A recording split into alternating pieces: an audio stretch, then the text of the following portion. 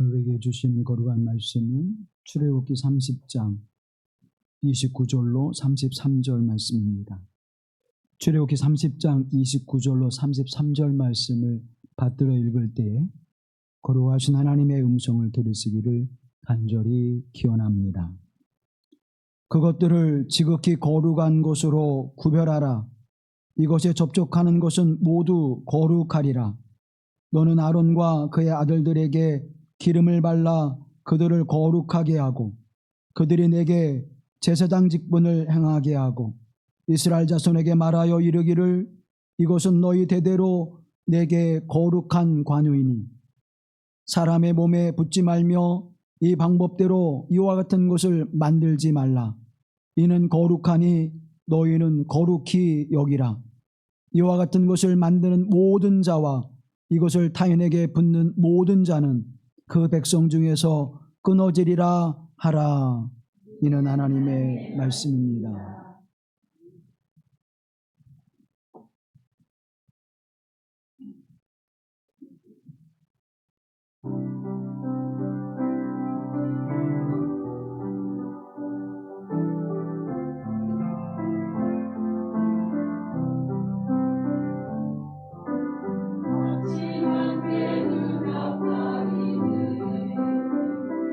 나의 약한 믿음을 심사일때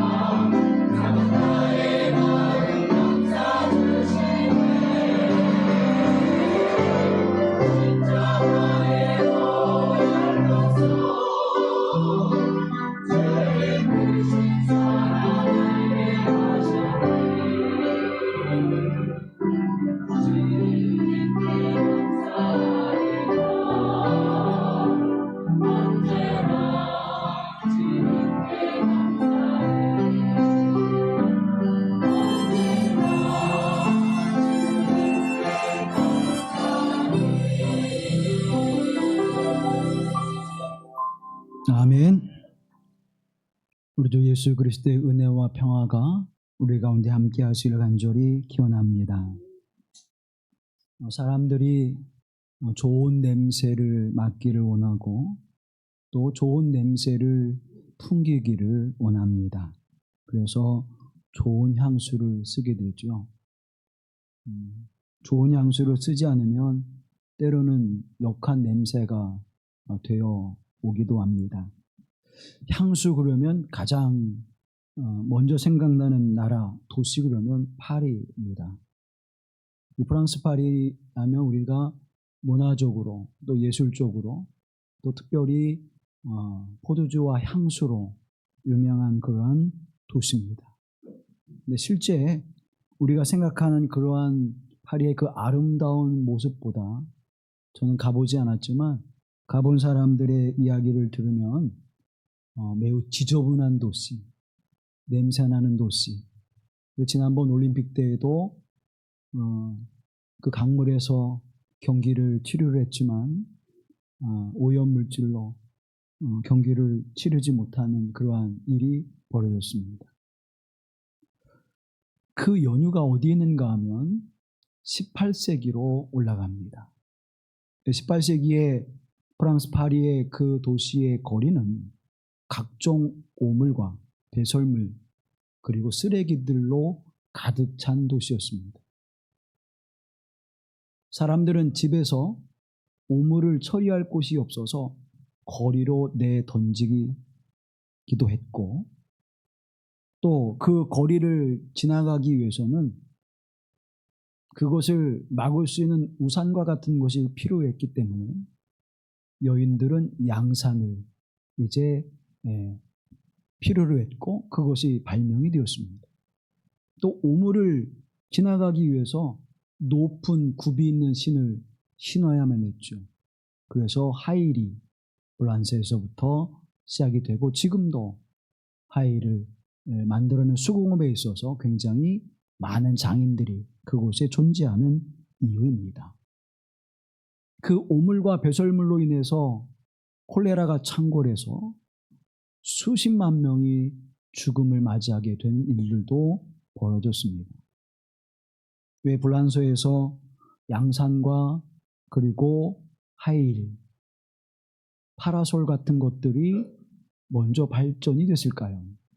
그것은 이런 오물들을 피하고 이런 오물들로부터 자신의 몸을 더럽히지 않게 하기 위한 수단이었습니다. 또 냄새가 많이 났겠죠.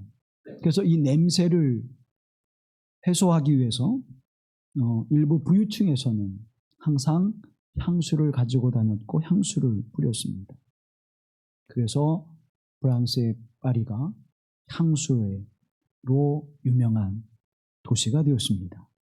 그도 그럴 것이 각종 오물이 길거리에 쏟아지는데 그 냄새들이 얼마나 역했겠습니까?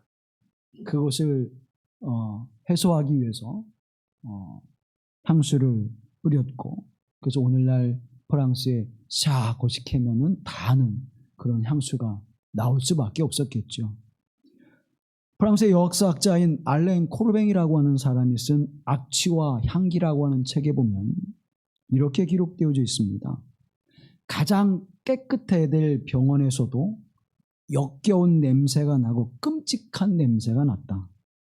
변기와 내용물들이 마룻바닥에 그대로 스며들고 쏟아졌고 죽음 직전의 병자들이 흘리는 진액들이 그대로 놓여져 있었고 천과 손뭉치에 그것이 묻어져 있어 이불에서는 악취가 풍겨났다. 이와 같은 일들은 병원뿐만 아니라 감옥이나 병영이나 극장에서도 동일했다. 심지어 극장에서는 이와 같은 악취 때문에 관객들이 불안해서 극장에 들어갔다가 다시 나오는 일들이 비일비재했다라고 이렇게 기록하고 있습니다. 그런데 이와 같은 상황이 세계 박람회라고 하는 것을 유치하면서 프랑스 파리가 조금씩 개선이 되고 깨끗해졌습니다. 깨끗해진 것이 오늘 현대 이제 프랑스 파리인데 여전히 더럽죠. 오늘 본문의 말씀 속에서 향기, 향수에 대한 이야기를 우리에게 전해주고 있습니다. 하나님께서 관유를 만들어라. 그리고 그것을 성물에 바르고 대제사장인 아론과 그의 아들들, 제사장들에게 바르라 하고 그들을 구별하라고 말씀하시는데 그 향유를 말합니다. 액체 모략과 육개와 향기로운 창포, 계피 그리고 올리브 기름을 섞어서 관유를 만들라고 하시고 그것을 회막의 모든 기구들과 제사장 그리고 아론에게 바르라고 말씀합니다. 그리고 그것을 구별하라고 하죠. 그리고는 말씀합니다. 이와 같은 거를 다른 이들은 만들지도 말며 다른 곳에는 부어 바르지도 말라. 만약 그렇게 될 때에는 백성 중에서 끊어지리라. 너희는 거룩한 것을 거룩하게 하여 그것을 속되게 하지 말라. 하나님께서 반드시 심판할 것이다 라고 말씀해 주고 있습니다. 도대체 이 관유라고 하는 것이 무엇이기에 일반 사람들에게는 그것을 만들어서 바르지 못하게 하시고 그것을 만들거나 바르는 자들에게는 그 생명이 끊어지게 되는 그 대가 끊어지게 하는 하나님의 엄청난 심판이 임하게 하셨을까요? 32절 말씀 함께 보시죠. 사람의 몸에 붙지 말며 이 방법대로 이와 같은 것을 만들지 말라. 이는 거룩하니 너희도 거룩하게 여기라. 거룩히 여기는 일이 뭐냐? 이 관유를 만들지 말고 바르지도 말라는 것입니다. 오직 구별되어진 아론과 그의 아들들에게 바르고 그들을 구별하라는 것입니다. 그 이유를 37절과 38절에 말씀합니다. 함께 보시죠. 내가 여호와를 위하여 만들 향은 거룩한 것이니 너희를 위하여는 그 방법대로 만들지 말라. 냄새를 맡으려고 이 같은 것을 만드는 모든 자는 그 백성 중에서 끊어지리라. 아멘. 이것을 만들어서 그 향유를 쓰게 되면 백성 중에서 그 대가 끊어지라. 가문이 끊어지게 될 것이라. 엄청난 무서운 말씀이죠. 관유라고 하는 것은 향기름을 이야기합니다. 이 향기름은 31절에 이렇게 말씀하죠. 함께 보시죠. 너는 이스라엘 자손에게 이렇게 일러주어라. 이것은 너희가 대대로 성별하는 데만 써야 하는 기름이다. 이 기름이 관유예요. 이 관유는 모략과 육개와 창포와 계피 그리고 올리브 기름으로 섞어서 배 앞에서 하나님이 정하신 그 구람대로 만들도록 하셨습니다. 그러면 이것이 무엇을 의미할까요? 도대체 무엇을 뜻하기에 이것을 만들지도 말 것이며 만들어 바르지도 말 것이며 만약 그렇게 될 때에는 대가 끊어지는 가문이 끊어지는 엄청난 심판이 임하게 하셨을까? 액체 모략이라고 하는 것은 매우 향기로운 그러한 향을 내는 것인데 이것은 주로 장사를 지낼 때 사용하는 향품이었습니다. 시체가 썩어져 갈 때 냄새나는 그 냄새를 막을 정도로 그렇게 강한 향기를 내는 것이었죠. 그래서 예수님께서 이제 십자가의 그 길을 걸어가실 때에 한 여인이 옥합을 깨뜨려서 예수님의 발 앞에 부어드리는 그런 일이 있었고 또 예수님께서 이 땅에 오셨을 때 동방의 박사들이 와서 예수님께 드렸던 예물 가운데 하나가 뭐죠? 모략과 유향과 황금을 드렸습니다. 그 가운데 있었던 것이 모략이었습니다. 이 모략은 죽음을 상징하는 것이었습니다. 그래서 예수 그리스도의 죽음을 상징하는 그러한 향이었고 향기로운 육개라고 하는 것은 그 죽음의 효능을 나타내는 것이었습니다. 그래서 심장이 약하거나 또 문제가 있을 때는 이 향을 맡게 해서 심장을 고치고 뛰게 하는 그런 역할을 했다고 합니다. 죽음으로 끝나는 것이 아니라 죽음이 가지고 있는 의미, 그 효능과 능력을 나타내는, 그래서 그리스도의 죽음을 통하여 우리의 죄를 속죄하시는 예수 그리스도의 그 모습을 우리에게 상징해 주고 있는 것입니다. 또 향기로운 창포는 원어의 뜻이 일어선다라는 의미를 가지고 있습니다. 일어선다. 갈대숲에서 이 나는 창포가 우뚝우뚝 이렇게 세워져 있죠. 그래서 이 창포는 예수 그리스도가 죽음에서 일어선다. 다시 말하면 부활을 상징하고 있습니다. 또 계피라고 하는 것은 이 계피의 속껍질을 가지고 사용하죠. 껍질을 가지고 사용합니다. 달달하기도 하고 또 향기로운 냄새가 있기도 하고 매콤한 맛을 가지고 있기도 합니다. 그래서 이 계피는 해충을 쫓는데 방충제로 사용되었습니다. 악한 것, 불의한 것을 쫓아내는, 그래서 죽음을 쫓아내고 그리스도의 부활의 은총을 힘입게 하는 것으로 상징되어졌죠. 이것들을 가지고 올리브 기름에 섞어서 그것을 바르게 됩니다. 이 올리브 기름은 성경에서 기름은 뭘 상징합니까? 성령님을 상징합니다. 그래서 성령님을 통하여 우리에게 부어지는 예수 그리스도의 은총, 그 은혜를 우리에게 말씀해 주고 있는 것입니다. 그렇다면 여러분, 세상의 그 무엇으로 예수 그리스도의 죽으심과 부활하심, 그리고 그 은혜를 통해서 우리에게 주신 구원의 은총을 대신할 수 있겠습니까?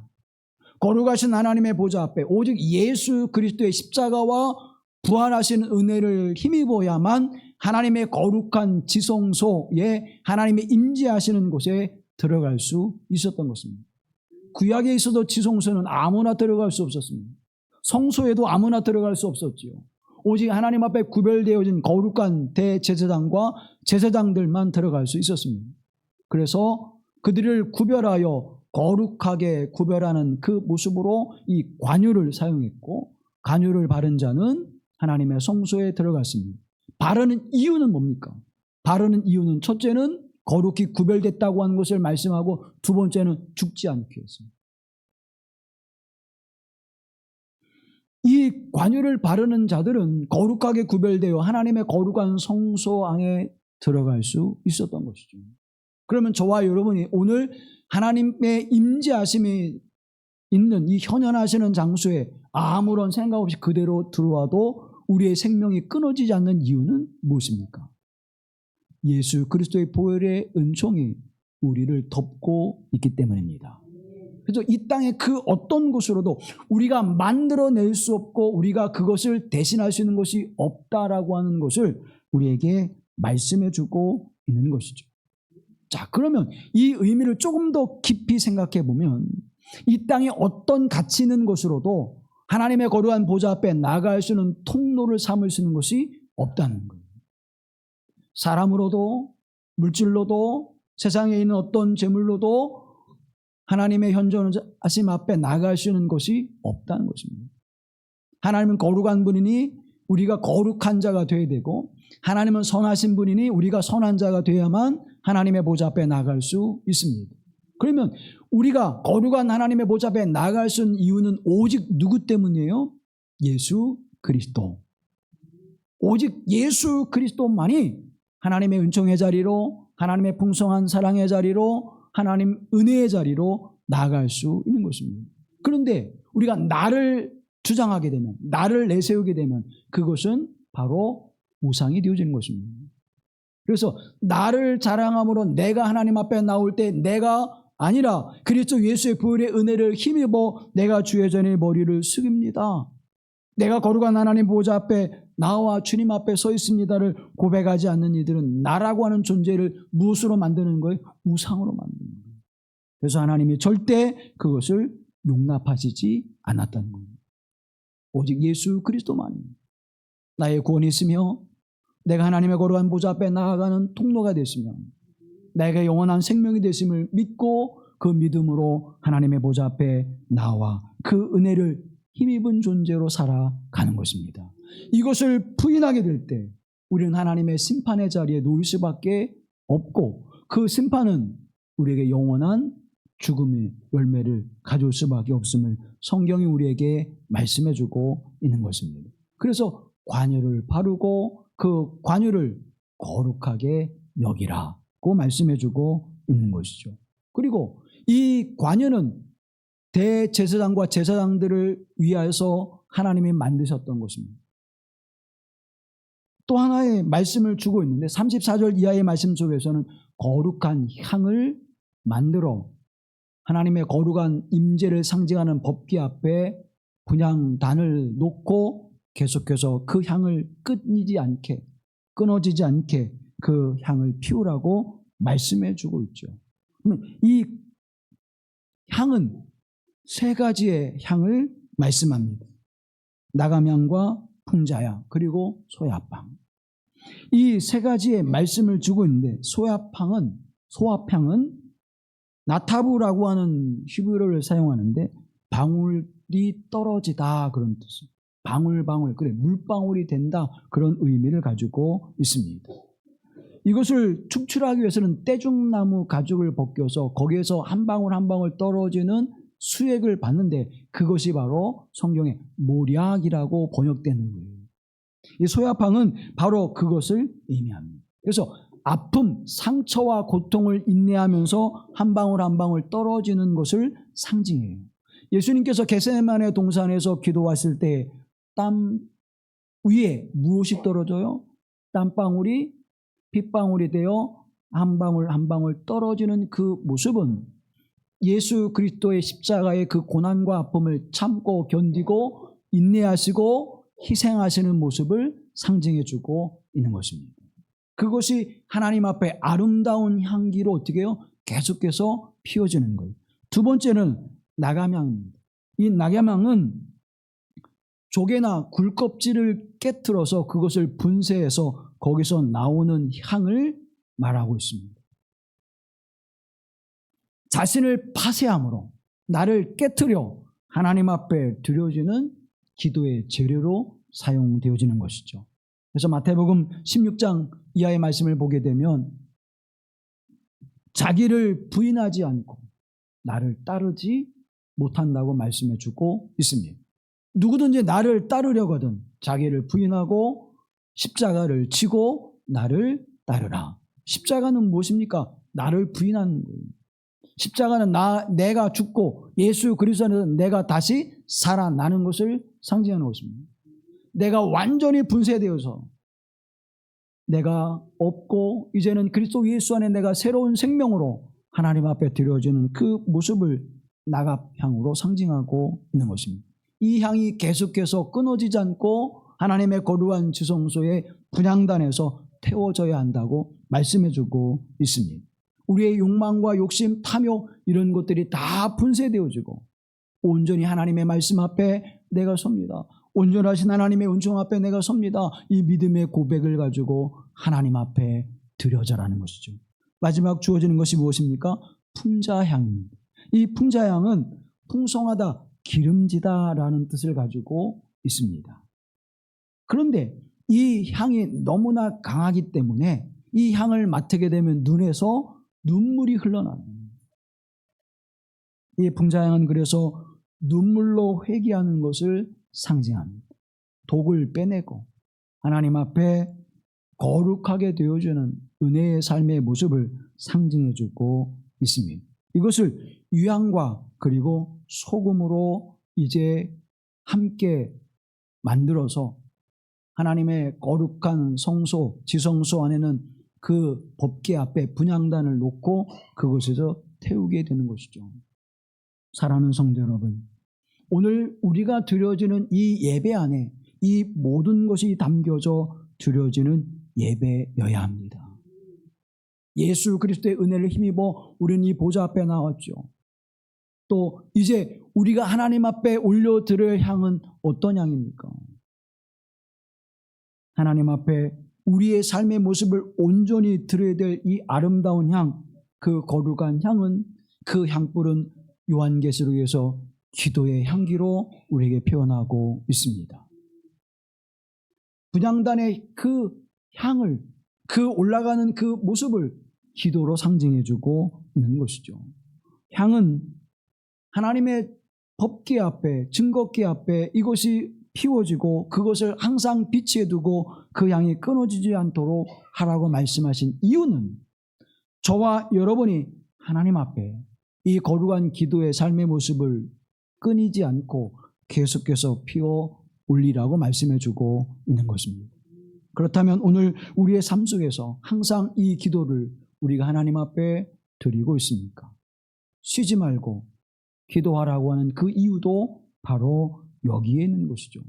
하나님 앞에 내가 온전히 드려져야 될 이 삶의 모습, 소야판과 나감향과 풍자향과 같이 하나님께서 기뻐 받으시는 아름다운 향내내는 향기의 삶을 하나님 앞에 드리려고 우리는 나와 있습니다. 그런데 지금 우리의 삶 속에, 회개치 않은 우리의 삶 속에, 나를 부인하지 않는 삶 속에, 여전히 나의 나됨을 자랑하는 삶 속에 어떤 향기가 피어져 올라올까요? 세상의 죄를 고백하지 않고 그 악함을 그리스도 예수의 십자가의 은총 안에서 정결케 함을 입지 않고 하나님 앞에 그대로 우리의 모습을 가지고 나왔다면 분명 우리에게서는 죄의 냄새가, 어둠의 냄새가, 악의 냄새가, 욕망과 탐욕의 냄새가 올려질 수밖에 없을 것입니다. 사랑하는 성도 여러분, 하나님의 보좌 앞에 나오는 일을 가벼이 여기지 마십시오. 그 백성이 끊어지리라. 두려운 말씀입니다. 물론 예수 그리스도로 말미암아 우리가 그 모든 죄와 어둠과 악함이 씻어지고 속죄함을 받아 하나님의 보좌 앞에 담대히 나아갈 수 있는 은혜를 얻었습니다. 그러나 우리가 이제 피워야 될 것, 우리가 할 수 없는 것은 예수 그리스도의 십자가의 보혈의 은총은 우리가 할 수 없는 거예요. 근데 그걸 하나님이 우리에게 이미 해 주셨습니다. 그래서 은혜의 보좌 앞에 예수 그리스도의 보혈의 은총을 힘입어 담대히 나왔어요. 그러면 나온 우리가 하나님의 거룩한 보좌 앞에, 하나님의 연연하심 앞에 무엇을 해야 합니까? 아름다운 향기를 올려드려야 합니다. 그것이 바로 기도라고 성경이 우리에게 증언해 주고 있습니다. 다윗은 시편 141편에서 이렇게 말씀합니다. 나의 기도가 주의 앞에 분향함과 같이 되며 나의 손드는 것이 저녁 제사같이 되게 하소서. 아멘. 나의 기도가 주님 앞에 분향함과 같이 아름다운 향기로 올려드리게 하옵소서. 기도를 통하여 하나님과 거룩한 교제를 갖고, 기도를 통하여 하나님의 뜻이 무슨가를 받아들이고, 기도를 통해서 하나님과 내가 함께하는 삶의 모습을 살아가는 이 거룩한 은총, 그래 눈을 들어 하늘을 바라볼 때 이 아름다운 향기가 하나님 앞에 들려지고 하나님이 받으시는, 기뻐 받으시는 향기가 되어서 하나님과의 거룩한 교제, 하나님과의 거룩한 삶을 살아가게 하시는 은혜가 오늘 우리에게 임하기를 간절히 기원합니다. 우리가 힘써야 될 것이 바로 하나님의 말씀에 순종하여 기도하는 삶의 모습입니다. 그러면 이 기도의 삶을 살아갈 때 우리의 삶의 열매는 어떤 열매들이 맺혀질까요? 이 기도의 삶을 살아간 이들에게는 거룩한 향기와 같은 삶을 살아내는 것입니다. 예수 그리스도의 은혜를 힘입는 자들은 예수 그리스도의 은혜를 따라 그 삶의 방식으로 살아가는 것입니다. 오늘 주보에 교인과 그리스도인에 대한 이야기를 썼습니다. 여러분은 교인으로 살아가고 있습니까? 여러분은 그리스도인으로 살아가고 있습니까?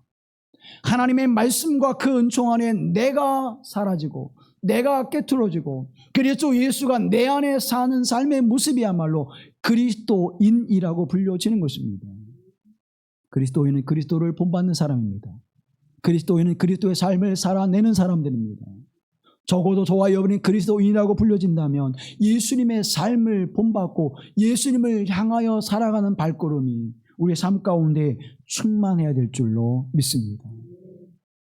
내 탐욕과 욕망, 내 감정과 내 의지를 따라 살아가는 것이 아니라 내가 하나님 앞에 언제나 아름다운 향기나는 삶의 모습으로 올려지게 되는 복된 인생을 살아가시게 되기를 간절히 기원합니다. 골로새서 4장 2절 말씀을 함께 표준 세몽으로 읽겠습니다. 기도의 힘을 쓰십시오. 감사하는 마음으로 기도하면서 깨어 있으십시오. 아멘. 기도를 통해서 우리 하나님 앞에 감사함으로 날마다 하나님의 보좌 앞에 나아가는 그 땀과 수고와 애씀이 우리에게 항상 있어야 될 것임을 권면해주고 있습니다. 이렇게 하나님의 보좌 앞에 나오는 이들이 될 때 거기에 은혜가 있고 거기에 하나님의 음성이 들려지게 되고 거기에 성령의 역사하심이 있고 거기에 하나님의 임재를 경험하며 그 풍성한 사랑과 은총을 힘입어서 위로와 소망을 갖게 되고 몸과 영과 혼이 치유되어지고 회복되어져 강건케 하신 하나님의 은혜가 임하게 되는 열매를 거두는 삶을 살아가게 될 줄로 믿습니다. 사랑하는 성도 여러분, 그저 교회를 향해 나오지 마시고 하나님의 거룩한 임재가 있는 자리에 나옴을 고백하는 신앙이 되기를 간절히 기원합니다. 교회에 다니는 교인이 아니라 하나님의 임재 앞에 그 거룩하신 하나님과 함께 교제하며 그 거룩하신 하나님의 은혜를 풍성히 누리며 그 하나님의 은혜를 힘입어 세상과 어둠 속에서 빛으로 거룩함으로 살아가게 하시는 구별된 인생의 삶을 살아가라고 예수 그리스도의 십자가의 은총을 우리에게 베풀어 주시지 않았습니까? 그 은혜를 오늘도 힘입어 하나님의 선함과 위엄과 거룩하심과 같이 여러분의 삶과 인생도 그렇게 거룩한 열매를 거두는 삶이 되기를 간절히 기원합니다. 우리가 성소를 들어갈 때에 물두멍에 손을 씻지요. 먼저 정결케 합니다. 우리의 영과 혼을 맑았고 깨끗하게 씻어 하나님의 보좌 앞에 나아가는 삶을 살아갑니다. 두 번째는 이제 거룩한 기름을 발라서 하나님 앞에 성별된 모습으로 하나님의 성전에 들어갑니다. 그리고 지성소에 들어갈 땐 우리 주 예수 그리스도의 보혈의 은혜를 힘입어 구별되어진 모습으로 하나님 앞에 나갑니다. 나의 몸과 나의 마음과 나의 영혼이 정결케 되어 하나님 앞에 나아가는 존재임을 기억하십시오.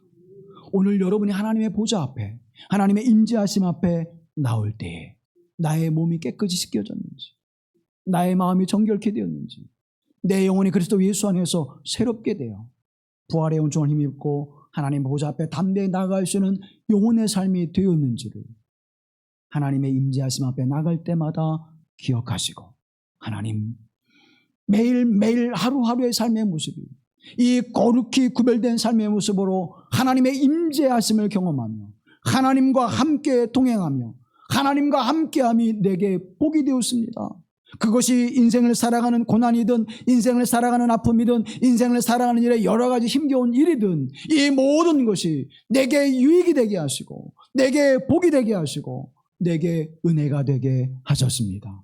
왜요? 그 모든 것을 바꾸신 하나님, 악을 선으로 바꾸시는 하나님, 죽음을 생명으로 바꾸시는 하나님, 어둠 가운데 빛으로 임하시는 주 예수 그리스도의 풍성하신 은혜가 있어 내가 이 삶을 살아갑니다. 하나님 나로 정결케 하소서. 그 은혜를 누리는 자가 되게 하옵소서. 내 몸의 정결함을 주옵소서. 내 영혼의 정결함을 주시옵소서.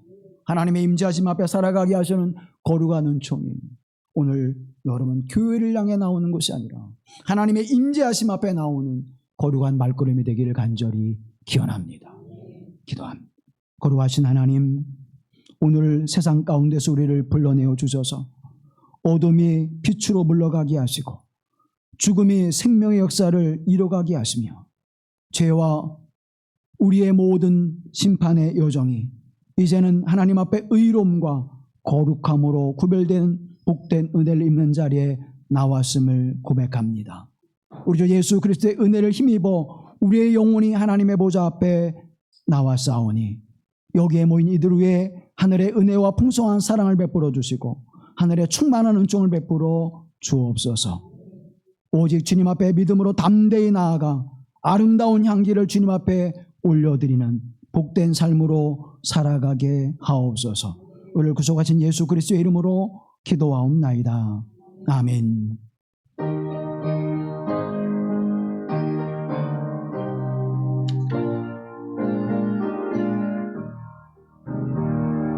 아침 햇살 찬란하듯이 주님 얼굴 대할 때